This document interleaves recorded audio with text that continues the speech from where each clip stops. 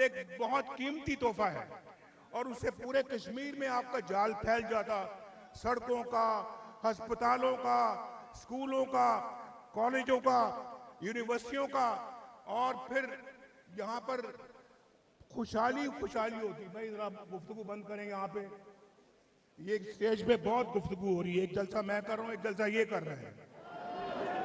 तो भाई पूछो राजा साहब से, राजा साहब हाथ खड़ा करके बताओ, अल्लाह को हाजिर नाज़र जान के, अल्लाह को हाजिर नाज़र जान के कहते हो जो मैं दुरुस्त का।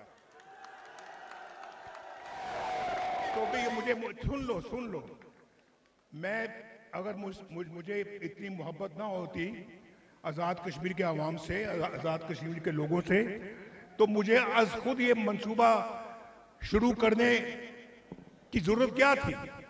लेकिन मैंने कभी कोई फर्क या तमीज या तफरीक नहीं की, आज़ाद कश्मीर में या पंजाब में या सिंध में या बलूचिस्तान में या खैबर पख्तूनख्वा में, ना इस्लामाबाद में।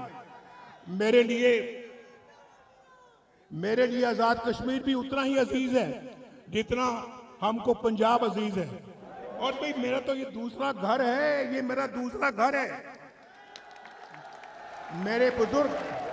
मेरे बुजुर्ग कश्मीर छोड़कर, कश्मीर से बैठे रहो। I know you love me, but I know okay, I love you too. ये हमेशा मुजफ्फराबाद वाले सुनना चाहते हैं नवाज शरीफ के मुंह से कि आई लव यू टू। तो मैं चूंकि आपसे प्यार करता ही हूं तो मुझे कहने में कोई हार नहीं, आई लव यू टू। भाई तो मेरा ये घर है और मैं अभी बात ये करना चाह रहा था कि मैं मरियम को बता रहा था, मरियम मैं तो यहाँ पे बहुत दफा आ चुका हूँ, मरियम भी यहाँ पे दो चार दफा पहले आ चुकी हैं। और मरियम ने भी कहा कि मुझे ये बहुत खूबसूरत लगता है शहर मुजफ्फराबाद। ये एक बिल्कुल वैली है और दो दरिया मिलते हैं, एक झेलम है और एक नीलम है। ये बहुत इसको तो ये तो पाकिस्तान का एक खूबसूरत तरीन शहर होना चाहिए।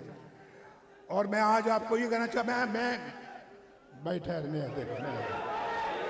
देखो ये मोहब्बत से बढ़ के मोहब्बत हो रही है, बस उतनी रखें जितनी मैं बात कर सकूं, आप मुझे बाद में खलल ना डालें। तो मैं ये कह रहा था कि ये तो पाकिस्तान का बेहतरीन शहर होना चाहिए। तो मैंने मुजफ्फराबाद को मैंने कहा, मरियम को मैंने कहा देखो जो कुछ तुम पंजाब में कर रही हो मरियम, वही कुछ यहाँ पे मुजफ्फराबाद में और आज़ाद कश्मीर में होना चाहिए। और मुझे फख्र है कि अल्लाह ताला के फजल करम से मरियम जो है वो पंजाब के अंदर बहुत मेहनत कर रही है, अपने मंसूबे बताएगी आपको।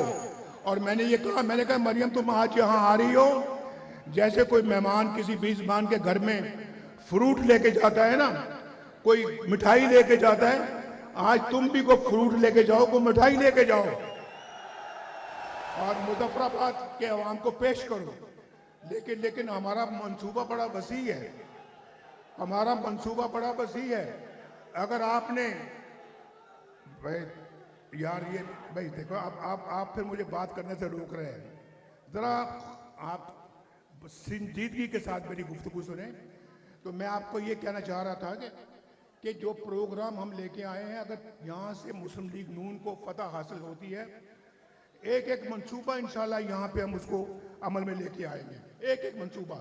और बल्कि मैं मरियम को ये कह रहा था, ये राजा साहब भी खड़े हैं, और मैंने कहा कि देखो मरियम, ये मेरा दिल चाहता है कि इलेक्शन में अगर हमें कामयाबी मिलती है ना, तो इंशाअल्लाह ताला तो मैं शहबाज शरीफ साहब, मेरा दिल चाहता है कि मैं उनको कहूँ कि आज़ाद कश्मीर का मुझे वज़ीर आज़म बना दें, नवाज शरीफ को,